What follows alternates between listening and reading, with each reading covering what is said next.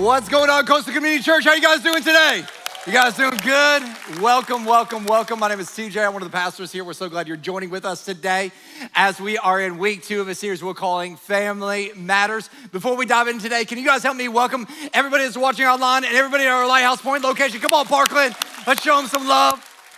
Love you guys. We're so glad you guys are joining with us. And I love every time we get to do these kinds of series where we're talking about family and family dynamics, marriage and parenting and singleness, and how do we deal with all the drama that comes with relationships. And we dove in last week and we talked about the idea that in a marriage, and we started with the most important relationship when it comes to family, and that's the husband and wife. And we talked about pursuit and how we have to pursue one another. And this week I had a guy call me up on Friday night and he goes, hey TJ, you're not gonna believe this. He's like, I just slapped my wife on the butt, and I said, and when I did that, I thought immediately of you. I was like, that's weird. I don't think you got the point of the sermon last week. Anyways, so that was not the point of last week, but I thought it was interesting that at least he was applying something he heard from the message. But we're in this series called Family Matters because here's what I know: family really does matter. And talking to so many different people, there's one particular thing that I hear over and over and over again from people, and they're like, TJ, I need help with my kids. And so we're gonna dive into this subject of parenting today. And I was just thinking about parenting, and I just looked up some stuff, and I thought there was some interesting things that I found on parenting. They said insanity is hereditary. You catch it from your children. Come on, somebody. How about this? You know your kids are growing up when they stop asking where they came from and refuse to tell you where they're going. Come on, parents of teenagers. That's true right there. This one I thought was great. The definition of a father is a man who carries photographs of his children where his money used to be. And then Jim Gaffigan, he said this. He's a comedian. They're gonna throw it up on the screen here any moment now. Or they're not. I'm just gonna read it off okay. He says, I don't know what's more exhausting about parenting, getting up early or acting like you actually know what you're doing. Come on, parents, you know what I'm talking about. I think that's so true. Today I want to talk to you about some timeless truths when it comes to parenting and how we can be great parents in life. And so if you're taking notes today, we're just gonna dive right in because I think this is critical. Number one is simply this: parenting requires hard work. Come on, parents, say amen right there. Parenting requires some hard work. And if you're a kid in here, let me just tell you, the reason it's hard work is not because you're a pain or you're a frustration, it's because you're a human. And whether it's a parent-child relationship, whether it's a husband and wife relationship, there's always tension when it comes to relationships, and it makes things difficult. And so parenting is just simply difficult. It is hard. In fact, if you're a kid in here, here's what I want to encourage you to do. Go home today, make your parents some lunch, clean up the house, thank them for doing all the hard work of raising you. And I know there's teenagers in here, they're like, well, my parents don't do anything. I do everything. You continue to think that. I promise you'll learn something new here. But here's what I know. There is a lot of hard work when it comes to parenting. There's a lot of pain involved. There's a lot of lost sleep when it comes to parenting. I found a study that said the average mom, after having a child, it will take her 6 years to make up for the lost sleep in the first year. Some of you are like, that would explain a lot. I don't know if you know this, but the average child from 0 to 18 in America will cost $200,000 to raise. If they live in Parkland or Lighthouse Point, we'll just double that. It's about $400,000. So it's painful financially, it's painful emotionally, it's painful physically. In fact, the Bible actually tells us, as Genesis chapter 3, verse 16, it says, to the woman he said, I will surely multiply your pain in childbearing. It's like, why did sin have to come in? We just multiplied pain, and in pain you shall bring forth children. And here's the deal. Raising kids is painful. It's not just on the front end, but it's all throughout the process. Why? Because it's a lot of hard work. And here's the problem. If we aren't careful, we'll make the assumption that it's easy to raise kids by everybody else, but it's difficult for you. And here's why we make that assumption is because we live in the day and age of social media where we look online and we see the picture perfect family. We see the kids acting and playing together and all the Instagram and Facebook and TikTok posts. And what you fail to realize is that mom yelled at her kids for 3 hours trying to get that picture. Like they were fighting right before that they actually had that really sweet interactive moment. Like we don't see the behind the scenes. We only see the front page news. And we see the highlights, not the realities of real life. And parenting is hard. I have found this to be so true. It's difficult. I have a 12-week-old at home. Everybody walks in and goes, hey, are you getting sleep? And I go, actually, I am. My baby is sleeping through the nights. They're like, I hate you. What I don't tell them is that I wake up at 3 a.m. every day and that she doesn't sleep during the day. So she takes 20-minute power naps and she is an angry tyrant all throughout the day, but she sleeps at nights. But you don't ask about during the day, you just ask about at nights. So let me encourage you parents out there. Raising children is a person's greatest labor, but it's also a person's greatest legacy. And I know it's hard and I know it's difficult, but you are actually working on your greatest legacy. And one day these moments that you're so frustrated with and that you're so like, I'm so tired of this, you're gonna be longing for these moments. You're gonna be going, remember, because why? We only remember the good things, we never remember the bad. And let me just say this, so many of us, here's what I know, so many of us are looking for purpose in life. And I heard this from Andy Stanley years ago, and I believe it to be true for most of us, and we miss this chasing other things. He said, the purpose of your life might not be something you do, but someone you raise. A lot of you are looking for purpose. You're looking for what am I supposed to do with my life? Maybe it's not something you're supposed to do, but someone you're supposed to raise. Maybe your purpose is sitting in your home right here, right now, and it's gonna require some hard work. Psalm 127 verses 3 and 4 says, children are a heritage from the Lord, offspring a reward from him. Like arrows in the hands of a warrior are children born in one's youth, and blessed is the man whose quiver is full. And I love the language that the Bible uses. It says, as a parents, here's what we are. We are warriors. It means that there is a battle we are going to have to face in order to raise our children, in order to be able to launch our children out in the world. It's gonna take some effort. It's gonna take some hard work on our part. And he actually uses the illustration. He says that it's like an arrow being launched. I actually have a bow and arrow here. I thought it would be a great illustration if I just shot some arrows in church here today. And so you guys in the back, you guys ready?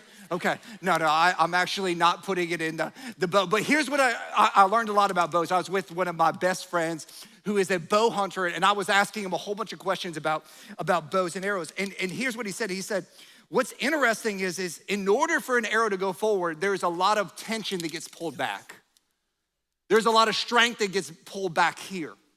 And here's what I know is in order to be a great parent, it's gonna require some hard work of you pulling against culture, pulling against what the world says, because God has a totally different way of raising kids than how the world has a way of raising kids.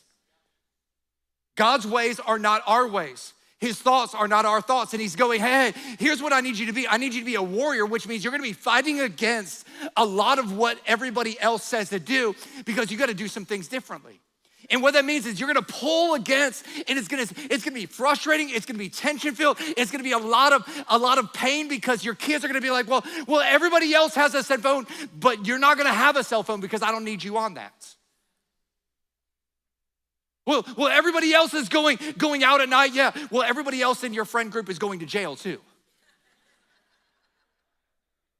So that's great, that's whatever, but I'm gonna pull against, and the goal is that the further I pull, the further I'm gonna be able to launch you in the future. And here's the thing, if we don't ever pull against, it's why some of you have 38-year-olds still in your house. Come on, somebody, we just got real. Just nudge that 38-year-old, he's talking about you. But the goal is that we pull back because we're warriors. We're preparing them. We're equipping them.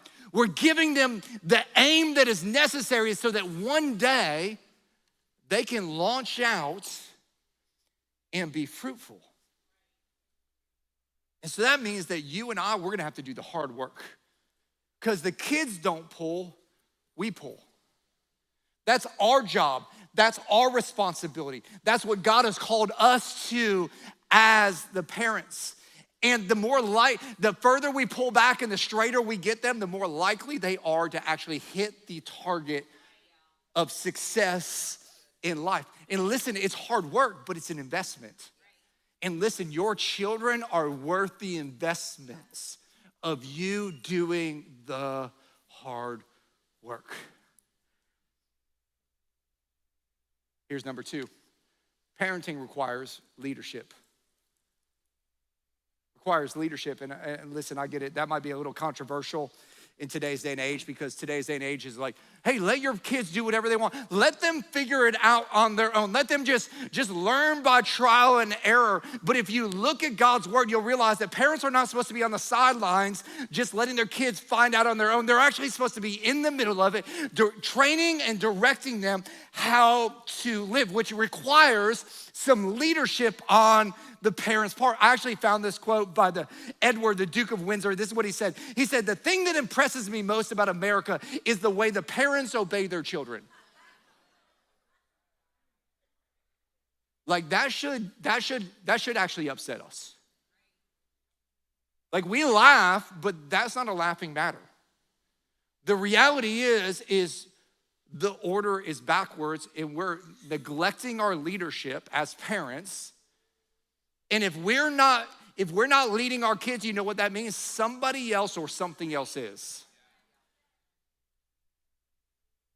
We're called to lead our children. Ephesians chapter 6, verse 4, it says, "Fathers, do not exasperate your children. Instead, bring them up in training and instruction of the Lord." The scriptures use 2 words that we are to be doing as parents. We're to be training our children, and we are to be instructing our children. Training and instruction. And you're like, well, what's the difference between training and instruction? Let me explain it like this. If you were on a basketball team, what would happen is on a basketball team, you would go to practice. And in practice, there would be training. They would teach you how to get into a defensive position, right? They would teach you how to slide back and forth. They would teach you how to do all the things, right? Like they would teach you what offense you're gonna run, what defense you're gonna run. They would make sure that your shooting form is correct. Like they would do all of those things in practice.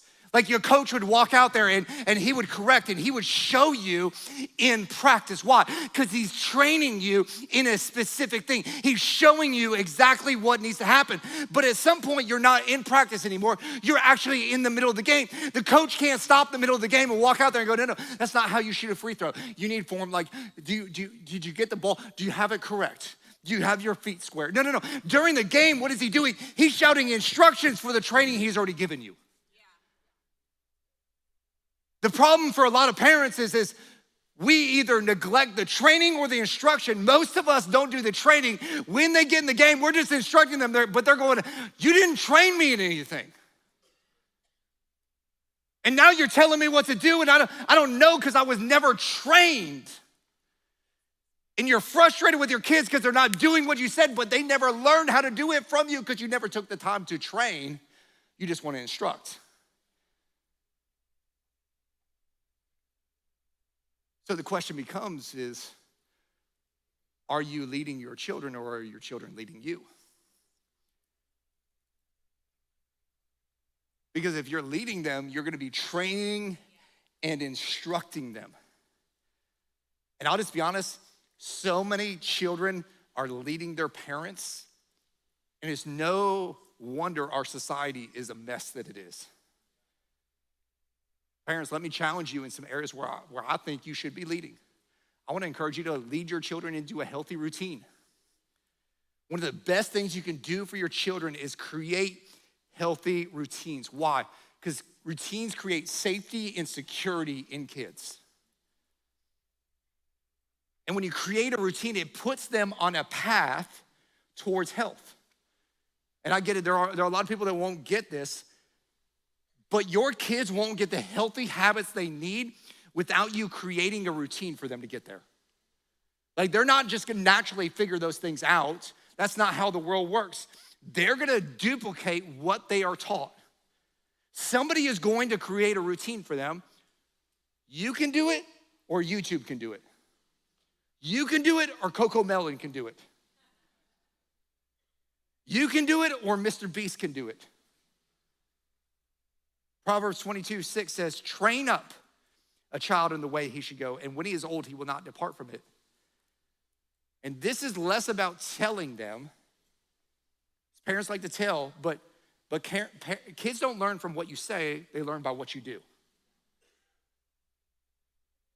So, you know what you need to do? You need to show them how to have a quiet time. You need to show them how to wake up early in the morning. You need to show them how to set their alarm. You need to show them how to brush their teeth. You need to show them what a devotion life should look like. You need to show them how you honor God with your finances. We should train our children. It should be a routine that is in their life that they can actually see with their eyes, not just hear with their ears. The second part of that verse says, when they're old, they won't depart from it. Now understand, Proverbs are principles, not promises. So the principle is that you put this training in their life and they'll never forget. They might get off track for a while, but you keep being consistent in life and they will always come back to the thing that is most consistent and persistent in their life.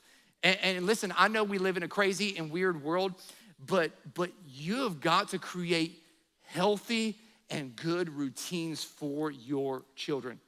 Like, you decide when you're gonna do devotions together. You decide when you're gonna have family time. You decide how much screens time are they going to have in life. You decide when are we gonna pray together. You decide, you make the decisions. That's called parenting. It's called making decisions.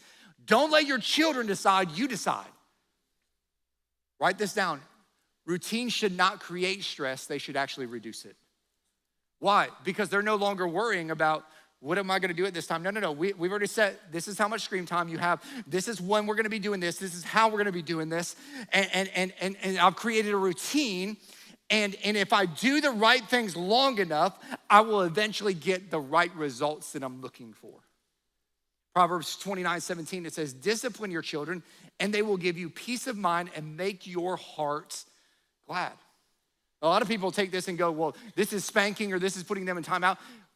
What if it's actually saying, hey, creating discipline in your children,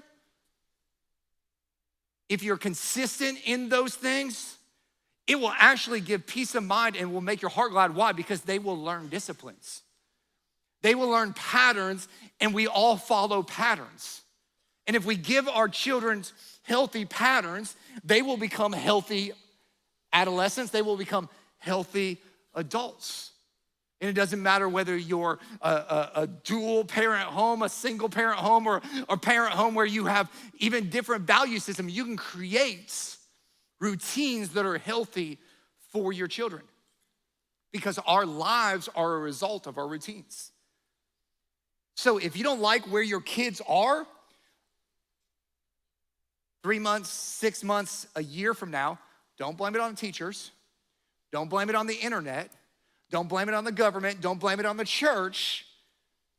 You're the one creating the routines, and your kids are the result of that routine. If you're not even creating routines, you're still creating them because you're allowing them. Let me just say this, and this is where the rubber's gonna meet the road, and people aren't gonna like me, but it's okay. I'm not here to be liked, I'm here to help you. The reason we don't do this is because we want something right now. And we have to parent with the next 20 years in mind instead of the next 20 minutes. And too many of us are parenting with the next 20 minutes in mind instead of the next 20 years. And when we only parent with the next 20 minutes in mind, we're not setting our kids up for success. We're just being selfish. And parenting requires leadership, and the best kind of leadership is servant leadership, which means you die to your wants and needs for the betterment of other people. So here's where else you need to lead. You need to lead your kids into genuine faith.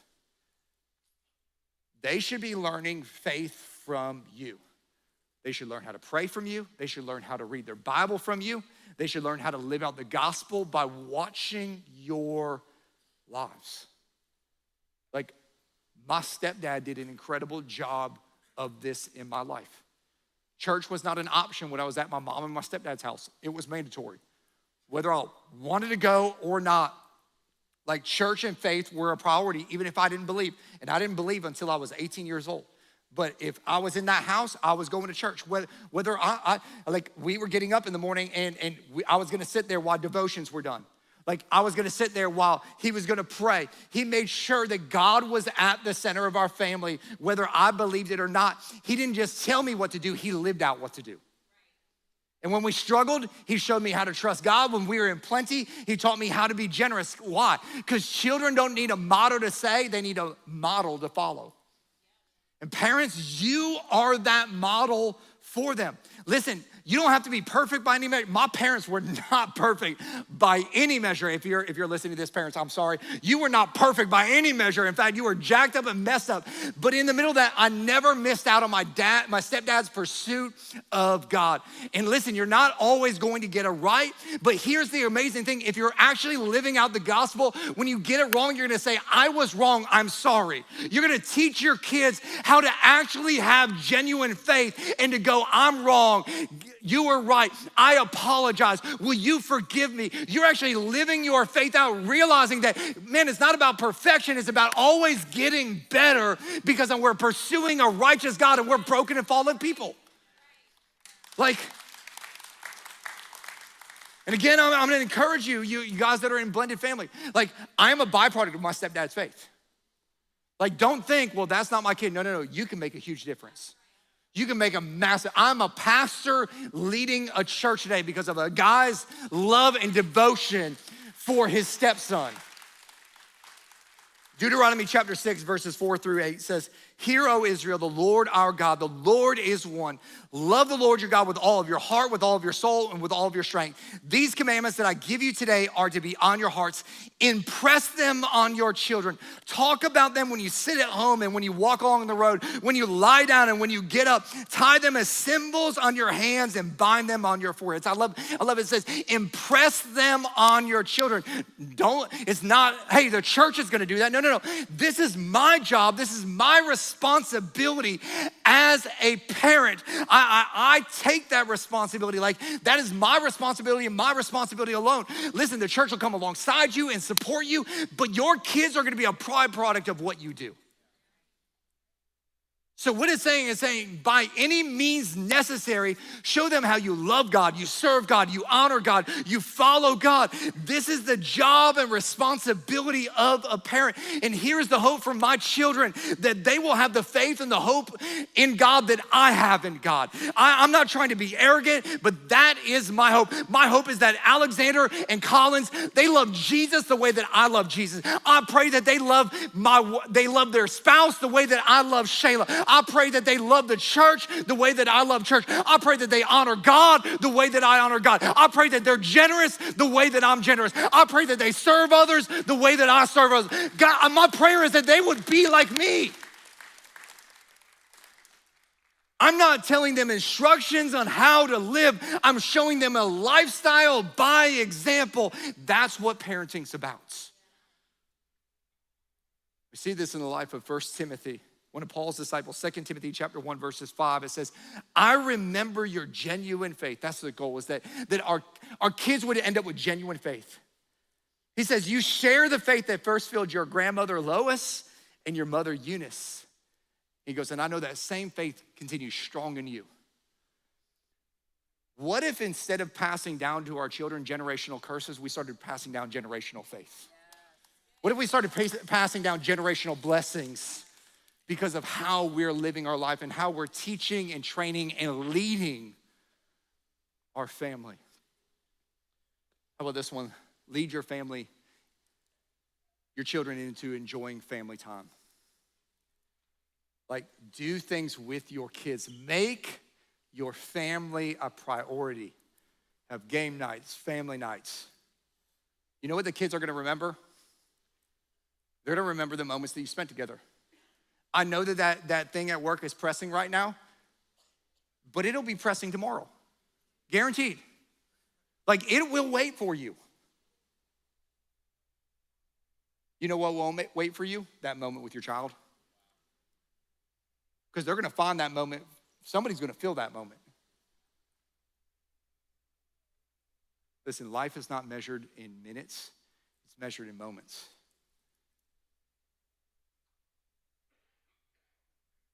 But in order to create moments, it's gonna take some minutes. It's gonna take some time. It's gonna take some effort. But you've gotta be intentional to make that happen. And you have an unbelievable opportunity right here, right now, to create those moments. Let me speak really quick to dads, because I think this is important for dads. I found this study by Cornell University. It says the average father in America spends 7 minutes a day with his kids, giving them his undivided attention. So let me define that, because I want you to hear this. Undivided attention means the TV's off, the cell phone's put away, there are no distractions going on, they have your complete and solid attention. They say that the average dad of a preschooler spends less than 37 seconds with their preschooler a day.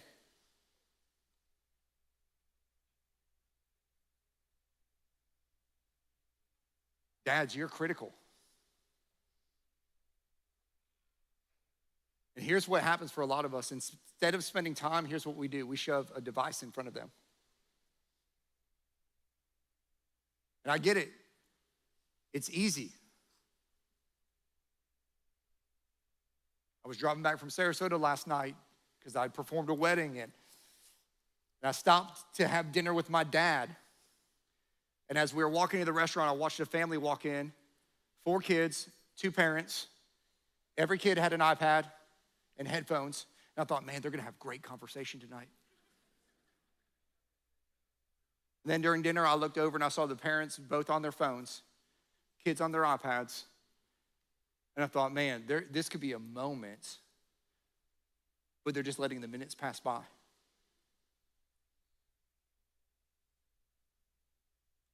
Listen, every time you hand them this, you're choosing to negate your responsibility of raising them. And you're allowing, this thing is crazy. You think, they're just watching a video on YouTube. There's a lot of perverted people out there that start with wholesome things that perverted in the middle that you don't see because you just think it's another Coco Melon video. Like, are you aware of what's raising your kids and who they're becoming? I'll be honest, when Alexander lived in our house, he never saw a screen for the first 18 months of his life. You're like, that's crazy. No, that's called being intentional. Collins is 12 weeks old. We've had the TV on 5 times to watch Notre Dame football games after she's gone to bed.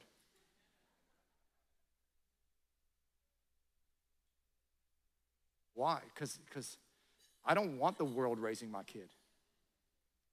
I see kids that are raised by the world, and that's not the future that I have for her or I have for Alexander. And while we're on that subject, listen, it's hard to be intentional when your kids are in 8 sports at a time or dancing 5 hours a day. Psalm 39:6 says this, we are merely moving shadows and all busy rushing ends in nothing. Nothing, because at the end of the day, it didn't really serve a purpose. You thought, well, I'm giving my kids everything I didn't have. You know what they really wanted? They just wanted you. You know why they were trying to do all those sports? Because they were trying to actually get your attention. And nobody at the end of their life was like, man, if I would have just had one more sport I could have played, I would have just had one more dance or something. No, they're always like, man, if I would have just had another moment to have that conversation, to tell them I love them. Say, I'm sorry. Ecclesiastes chapter 4 says this, maybe so, but it's better to have only a little with peace of mind than be busy all the time with both hands trying to catch the wind. We have to be intentional in building time for our family and actually enjoying it. And then number 3, parenting is gonna need God's grace. And here's why we need God's grace, because we can't do it on our own. And God never designed us to do it on our own. I know some of you, you're frustrated. You're like, man, I'm just not good at this parenting thing. This is difficult. Like I've got strong-willed children. I've got kids that are rebelling right now. And like, you're so frustrated. You're like, I feel like I'm doing the right things. And I feel like a failure at the same time. And here's what I love is when you're weak is when God's grace is most strong. It's when his grace is sufficient for all of your needs. And I want to encourage you, God wants to help you be a great parent. We read Psalm 127 verses 3 and 4 before, talking about the arrow and the quiver.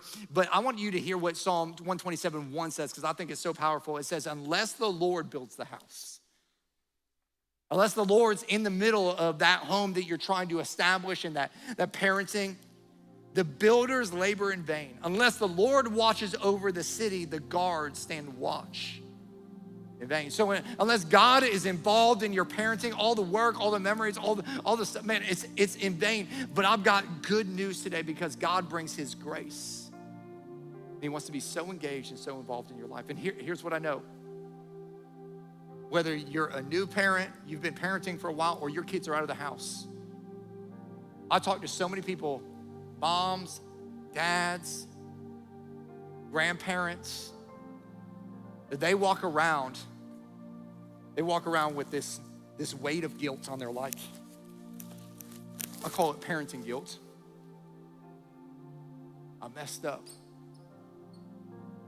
I was so busy, I missed out on this, I missed out on that. Like, I love my job, but I love my kid. Like, what am I supposed to do? I feel guilty if I go back to work. I feel guilty if I'm not home.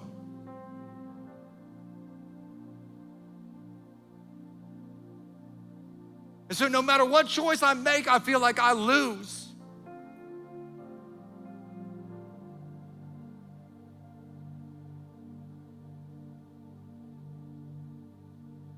And I know this just isn't for parents right now. I know it's for grandparents, because I was talking to my mom the other day. And she has so much guilt from the moments she missed and the mistakes she made, and she constantly is, I'm so like, why? Because the guilt is still there. But I love what Jesus tells us. He says, come to me, all of you who are weary and heavy burdened, carrying the heavy burden of guilt, carrying the heavy burden of shame, carrying the heavy burden of failure, carrying the heavy burden of I wasn't there enough, or I missed that moment, or I was at work when they were at the recital, or I missed the game, or I wasn't at the performance, or I wasn't there at the like I missed it. And here's what Jesus says. He says, man, take all that stuff and exchange it with me, and I'll do the greatest exchange. Like, you give me that guilt, you give me that shame, you give me that disappointment, and here's what I'll give you. I'll give you rest.